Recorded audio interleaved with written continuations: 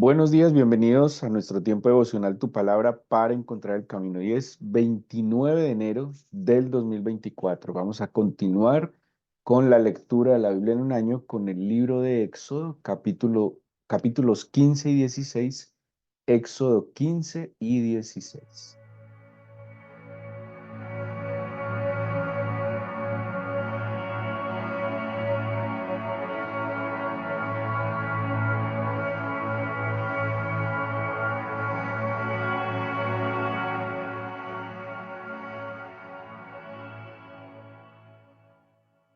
Bueno, el capítulo 15 nos muestra, como titula seguramente en la mayoría de las Biblias, un cántico de alabanza, un cántico de victoria, un cántico que no solo dice el versículo 1, que cantó Moisés y los hijos de Israel este cántico. Habían visto las maravillas del Señor, habían visto de muchas formas la manifestación del poder del Señor. Las plagas fueron una manifestación de la gloria del Señor. Algunos comentaristas dicen que las plagas no eran otra cosa sino el proceso de darse a conocer el Señor al pueblo de Israel. Era un pueblo que estaba viviendo en esclavitud, que seguramente muchos no habían visto las maravillas del Señor durante mucho tiempo. Era un pueblo que estaba acongojado, esclavo, y algunos comentaristas dicen entonces que estas 10 plagas no era para demostrar el poder del Señor delante de Faraón, sino que eran para demostrar el poder del Señor delante del pueblo. Bueno, al fin y al cabo, el Señor necesitaba ver a que el pueblo hebreo creyera en él, no necesariamente Faraón. Así que toda esta pugna que nos cuentan los primeros capítulos del libro del Éxodo nos muestra que el Señor Dios, el Dios de Abraham, de Isaac, de Jacob, el Dios de Israel, era más poderoso de aquel que se consideraba como Dios, que era Faraón. Faraón era visto no solo por sus súbditos, sino seguramente por sus esclavos, o sea, los hebreos y otras naciones que estarían allí, era visto y considerado como un dios. Así que, ¿qué está demostrando primero el Señor? Que Él es más grande, que Él es más poderoso, que Él está por encima incluso de Faraón y que por más desafiante que se mostrara Faraón, pues su poder es incomparable al poder del Eterno que los llevaría a la libertad. Después de este proceso maravilloso, de estas 10 plagas, cada una de ellas pues con sus características, pues siendo la última, sin duda alguna, la más significativa, la muerte de los primogénitos en Egipto, que acordémonos que no solo eran los primogénitos de los seres humanos, sino los primogénitos de toda criatura. Ver cómo el pueblo de Israel, el pueblo hebreo y seguramente, porque la Biblia nos lo deja ver, que hubo muchos extranjeros con ellos. O sea que es muy posible que de estos extranjeros que escucharon el mandato del Señor y que obedecieron el mandato del Señor de sacrificar el cordero, de untar con la sangre del cordero los postes, el dintel de sus casas, estos extranjeros también eh, pues pudieron ver la redención del Señor, ¿sí? Porque la redención del Señor de ninguna manera era exclusiva al origen del pueblo, sino o excluyente, que excluyera a los demás pueblos, sino que aquel que obedeciera el mandato, ¿sí? O sea, todo aquel que obedece el mandato se adhiere al plan del Señor. Así que, bueno, estos extranjeros de hecho van a traer, eh, creo, y es lo que se encuentra en muchos comentarios, van a traer ciertos problemas al pueblo de Israel, ¿sí? De alguna manera eran un linaje diferente, tenían un menos conocimiento del Señor y otras costumbres que sí iban a hacer un contrapeso en el camino por el desierto. Bueno, pasa entonces aquella noche, salen de Egipto, como lo menciona el capítulo 12, afanados, tienen una noche difícil, una noche donde tienen que estar avanzando, donde Egipto, Faraón viene detrás de ellos con todo su ejército, se enfrentan luego a pasar el Mar Rojo, en un momento estrecho entre el mar y Egipto, y Faraón, pues, y su ejército. Dice que toda la noche, bueno, cuando ellos salen había una columna de nube y de fuego, pero cuando sale Faraón detrás de ellos, la columna se pone entre los dos campamentos y los va a guardar, a cubrir. Dice entonces que durante toda la noche caminaron, pero Faraón nunca los pudo ver, y termina esta parte con la muerte de Faraón y su ejército bajo el mar, y el pueblo hebreo pasando en seco por en medio del mar. De allí entonces que el capítulo 15 es un cántico de alabanza, es un cántico de victoria, es una declaración de gratitud, de esperanza, de confianza en el Señor, pues, por lo que sus ojos habían visto. No, no solo el paso del Mar Rojo, sino, como les mencioné, todas aquellas maravillas que el Señor manifestó a través de sus siervos. Pasa el cántico, están pues muy agradecidos, muy conmovidos. Eh, Ellos van guiados como dice el mismo libro del Éxodo, por la columna de fuego y de nube. Todos los días es una aventura, todos los días es una expectativa. No había un mapa, no había un GPS. Eh, Moisés no había ido más allá de Madián, que es en el Sinaí. Moisés no conocía más allá de la tierra para donde iban. Así que todos los días era una aventura, era una expectativa, ¿sí? Y ante esa aventura, esa expectativa, pues lo que debía hacer el pueblo sería, pues, confiar, buscar al Señor, y pues si ya les había demostrado todo su poder, si ya les había demostrado su bondad, ¿por qué dudar que su poder no los iba a seguir acompañando? ¿Por qué dudar de que la provisión no iba a faltar? Ellos salieron de Egipto con muchas riquezas. Hablábamos, y lo dice la Biblia, el despojo de los egipcios. Ellos salieron con ganado, ellos salieron con joyas, ellos salieron con materiales preciosos, vestidos, telas. Ellos tenían recursos, o sea, vieron cómo el Señor había provisto, vieron cómo el Señor los había librado. Así que pues lo único que les tenía que estaba por delante era seguir confiando en que si el Señor lo había hecho, pues ¿por qué no lo va a hacer de nuevo? Ese es como un problema que a veces también tenemos nosotros. Nos olvida que el Señor ya lo ha hecho, y que, si que cada milagro y cada obra portentosa del Señor no quiere decirte que se acaban los milagros, se disminuye su poder, sino que de ninguna manera el poder de Dios es eterno. Llegan a Mara, con un lugar que se va a conocer como Mara, y dice el versículo 22, ya después del cántico: hizo Moisés que partiese Israel del mar Rojo, y salieron al desierto de Shur, y anduvieron 3 días por el desierto sin hallar agua. Y llegaron a Mara, y no pudieron beber las aguas de Mara, porque eran amargas. Por eso le pusieron el nombre de Mara. Entonces el pueblo murmuró contra Moisés y dijo: ¿qué hemos de beber? Y Moisés clamó al Señor, y el Señor le mostró un árbol y lo echó en las aguas, y las aguas se endulzaron. Allí les dio estatutos y ordenanzas, y allí los probó. Versículo 26. Y dijo: si oyereis atentamente la voz del Señor tu Dios, e hicieres lo recto delante de sus ojos, y dieres oído a sus mandamientos, y guardares todos sus estatutos, ninguna enfermedad de las que envié a los egipcios te enviaré a ti, porque yo soy el Señor, tu sanador.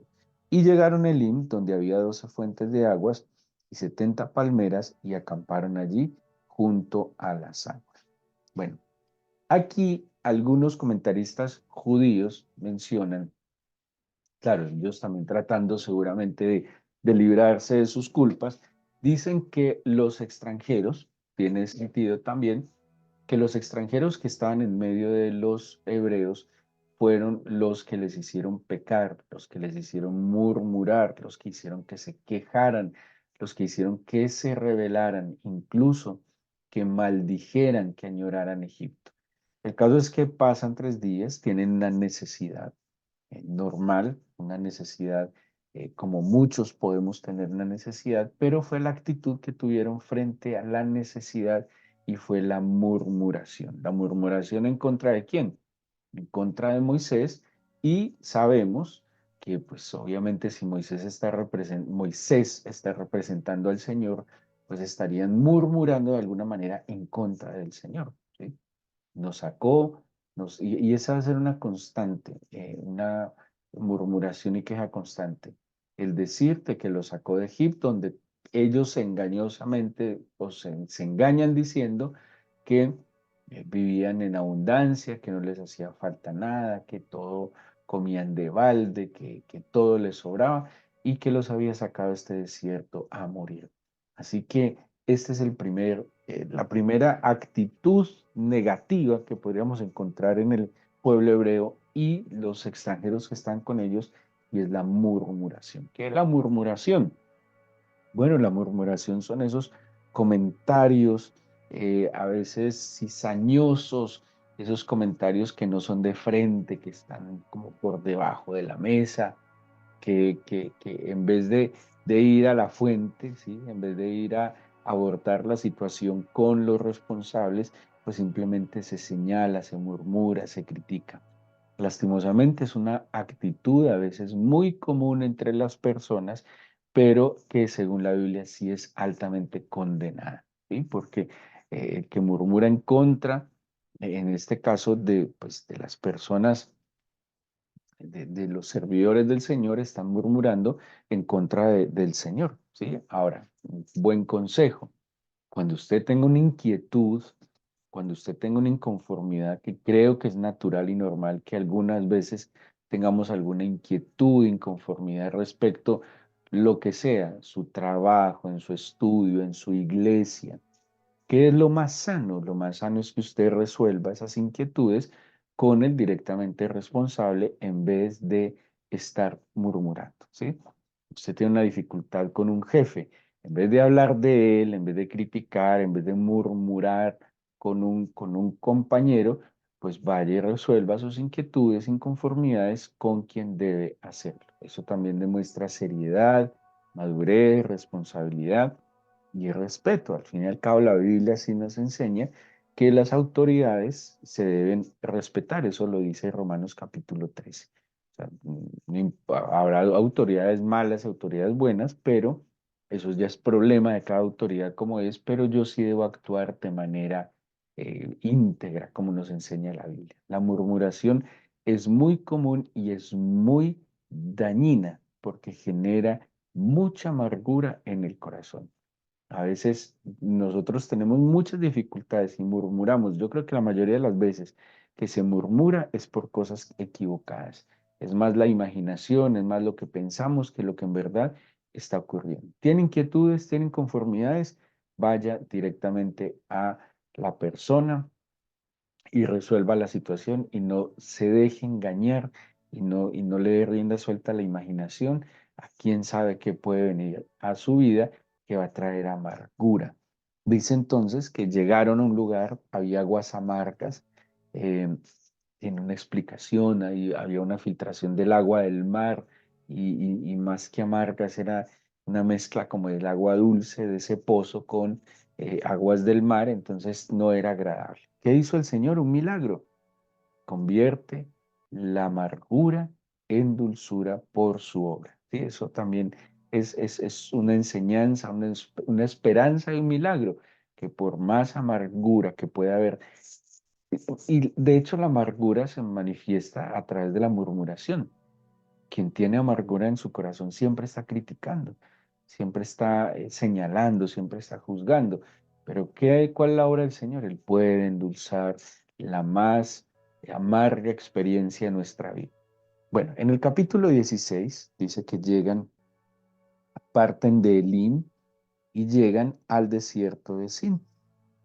Aquí se cumplen más o menos 31 días desde que ellos salieron el 16 y dice aquí que era el día, eran 15 días del segundo mes después de la salida, o sea, casi 31 días después, y toda la congregación, versículo 2, de nuevo murmuró contra Moisés y Aarón en el desierto, y mire lo que decían.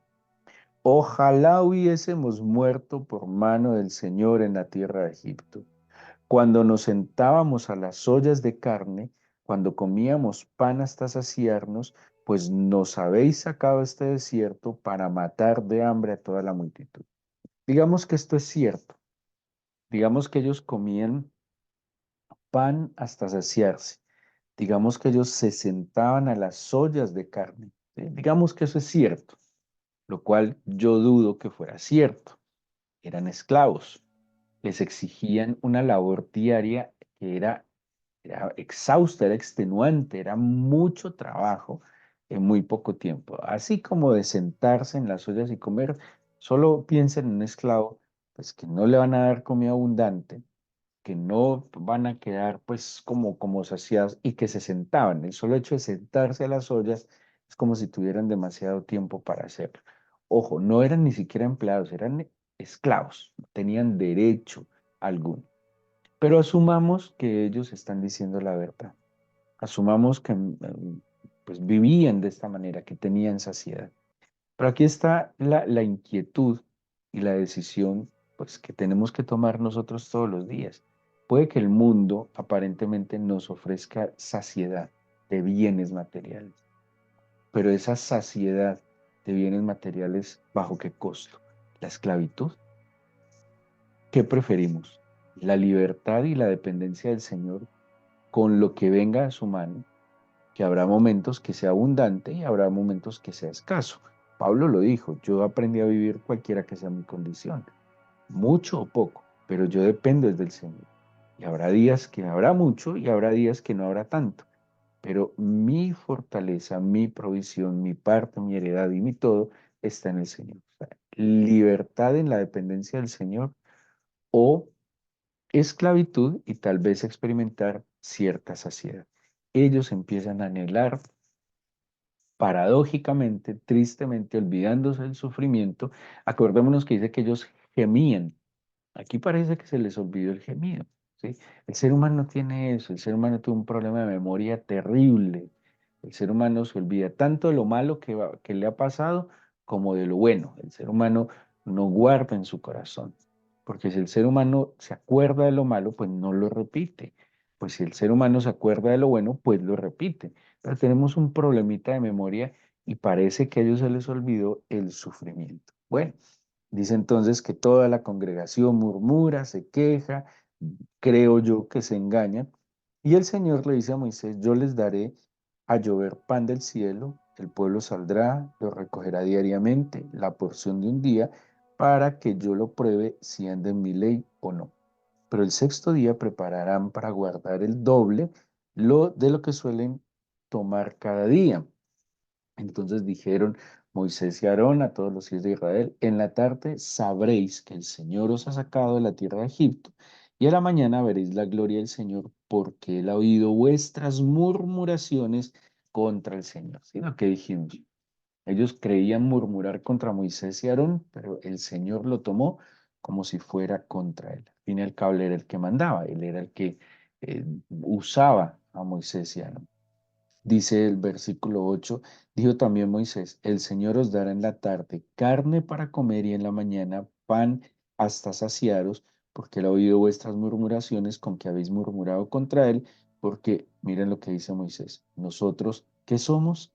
Vuestras murmuraciones no son contra nosotros, sino contra el Señor. ¿Sí? Contra el Señor son vuestras murmuraciones. Así que aparece aquí algo milagroso y es la provisión que viene del Señor, incluso más allá de las actitudes negativas que ellos están teniendo. Están murmurando, se están quejando y el Señor decide darles la provisión. Y quiero adelantarme para resumirles un poco y que ustedes lo miren en su lectura. Hay tres cosas que están en el versículo 16 y el principio del 17 que el Señor provee de manera milagrosa al pueblo hebreo. Uno, el maná. Dos, las codornices. Y tres, el agua. El maná del cielo, las codornices, venían pues también del cielo, obviamente son aves, y el agua viene de la peña, ¿sí? De manera, debía ser un agua muy, muy nutritiva, que viniera con todos los minerales. Pero miren que me llamó mucho la atención detallar que no solo les dio maná en la mañana, en la tarde les daba carne. Ellos tenían que parezca monótono, ellos tenían un menú que era variado, tenía mucho que hacer. El maná era, dice, lo describe la Biblia, era una, como una masita, dice, de culantro, con un color blanco, que aceitoso, dulce, dice que tenía un dulce como la miel, y el maná tenían que prepararlo, ¿sí? El maná ellos no simplemente lo recogían y se lo comían, sino que tenía un proceso. Se podía cocinar, lo podían macerar también, y o también lo podían moler. Tenía como un diferente proceso. El maná, cada porción del día era para el día. El maná no se podía guardar. ¿Sí? El maná era, a mí me parece extraordinario. Bueno, maná. Maná quiere decir qué es, ¿sí? Ma en hebreo es qué. Y como en hebreo no existe el verbo cero estar, entonces sería literalmente algo así como ¿qué eso? ¿Sí? ¿Eso qué? Quiere decir maná. Ellos se preguntan, ¿y eso qué es? Pero no, maná no quiere decir pan, ¿sí? O sea, la palabra pan es lejem en hebreo, maná es, ¿y eso qué es? Sí, pues imagínense, ven cayendo como una lluvia y eso lo recogen y se lo van a comer. Pero me llama mucho la atención varias cosas. Uno, que el ser humano por su inseguridad y su falta de fe tiende a, como se dice, a atesorar, ¿sí? Una cosa es ahorrar y otra cosa es atesorar. La diferencia radica en que cuando yo ahorro es que lo estoy haciendo para un fin y un propósito específico, ¿sí? Yo ahorro para un viaje, yo ahorro para un proyecto académico, yo ahorro para una inversión, eso es ahorro. El ahorro es que yo aparto algo de mis bienes para un propósito especial. Pero atesorar es cuando yo guardo por si de pronto pasa algo. Eso es diferente, porque las motivaciones son diferentes. La motivación del ahorro es crecer, es proyectarse, es avanzar, pero el sentimiento, la motivación del atesorar es el miedo, es la inseguridad, es las dudas, ¿sí? Que es diferente. El maná implicaba que ellos no podían atesorar, sino que confiaban plenamente en que día a día el Señor daría y tendría su porción. Es un ejercicio bien complejo, porque el Señor les dijo, cada día tome lo que usted necesite. No le va a sobrar ni le va a faltar lo que usted necesite. Es una experiencia y es un proceso de aprendizaje. Claro, no siempre se vivió por maná, hay otras etapas. Esta era una etapa de aprender a vivir, a depender día a día del Señor. Cuando llegan a Israel es otra etapa, otra enseñanza, otra manera de administrar, pero en este momento era día a día. No pretenda atesorar, viva cada día de la mano del Señor. Viva cada día, como suena cliché decirlo, pero viva cada día con la intensidad de que es su único día. O sea, lo único que tenemos realmente es este día, ¿sí? Y ellos debían confiar en que si el Señor lo hizo hoy, pues mañana, como Él lo mandó, también lo va a hacer. Pero era una dieta variada. El maná daba para preparar muchas cosas. Es como la harina y el aceite. Con harina y aceite usted puede hacer muchas cosas, solo que el maná tenía mejores elementos que la harina. Tenían codornices, o sea, tenían carne también, ¿sí? Dice que en la noche era la carne, en la mañana el maná y tenían agua de la peña. Em, Les da el mandato que el sexto día van a recoger el doble. Era el único día que no se dañaba. ¿Por qué? Porque era la obra del Señor para darles un día de reposo. ¿Cuál era el propósito de este día de reposo? Confiar en que el Señor había bendecido los 6 días y que el séptimo iba a ser dedicado para Él, para su gloria, no pensando en nuestra propia gloria, sino en su propia gloria. Y luego, bueno, aquí cuenta pues detalla bien lo del maná y en el capítulo 17 al principio pues ellos van a llegar a otro lugar que es Meribá y Masá, donde les mencionaba, ellos van a pelear, a discutir, a quejarse, a murmurar por el tema del agua. ¿Sí? Se quejaban de que no había agua. ¿Y qué hizo el Señor entonces? Sacó agua de la peña para proveerles. Yo quiero concluir con esto para que oremos. Es mejor que pongamos nuestros ojos y seamos conscientes de la obra del Señor y evitemos cualquier tipo de actitud de queja, de resentimiento, de murmuración en contra del Señor. El Señor todos los días prolonga su misericordia, dice Jeremías. El Señor todos los días hace salir el sol sobre buenos y sobre malos. El Señor actúa de manera soberana, misericordiosa. Nosotros anoche no nos acostamos con hambre, seguramente. Bueno, de pronto no sé cómo esté haciendo usted su ayuno de 21 días, pero hambre creo que no lo hemos aguantado. Ha sido suficiente, ha sido abundante, ha sido generoso con nosotros. Y no debería haber ningún tipo de queja, sino por el contrario, gratitud. Mi abuela me enseñó una oración cada que íbamos a alimentarnos y decía, gracias Señor que nos das de qué comer y qué beber sin merecerlo. Es una oración muy sencilla, pero tiene mucho sentido porque a veces creemos que nos merecemos las cosas. Somos el fruto de la gracia, del amor y de la bondad del Señor. Y el agradecer humildemente reconoce que todo proviene del Señor. Dice Santiago, toda buena dádiva, todo don perfecto desciende de lo alto, del Padre de las luces, en quien no hay mudanza ni sombra de variación. Más gratitud, más reconocimiento, más alabanza. Eso nos va a ayudar a mantener un corazón humilde, sencillo, claro delante del Señor. Que evitemos la murmuración, la rencilla, la discusión, la pelea sin necesidad. Qué triste cuando las familias pelean por cosas materiales, qué triste cuando peleamos a veces por nada, discutimos por nada, cuando eso es desconocer de verdad el favor y la misericordia del Señor que ha sido en gran manera para con nosotros. Empecemos esta nueva semana confiados en que el Señor abrirá los cielos cada mañana y cada tarde, que el Señor abrirá las ventanas de los cielos y derramará sus bendiciones sobreabundantes. Confiemos en que el Señor, que da la lluvia temprana, tardía, oportuna, hace germinar la semilla que ha sido sembrada. Ore al Señor dándole gracias y encomendándole este día y esta nueva semana, con humildad, con gratitud. Dígale, Señor, guárdame de la murmuración, de la rencilla, de la queja, de pelear sin sentido. Más bien, permíteme valorar lo que viene de tus manos y recibirlo con humildad y gratitud. Guárdame de ver siempre el pero en las cosas, Señor, y más bien que mi corazón con humildad vea oportunidades. Tenemos un Padre y Dios eterno, el Dios de los cielos y de la tierra, el Dios todopoderoso, el que fue, el que es y que será.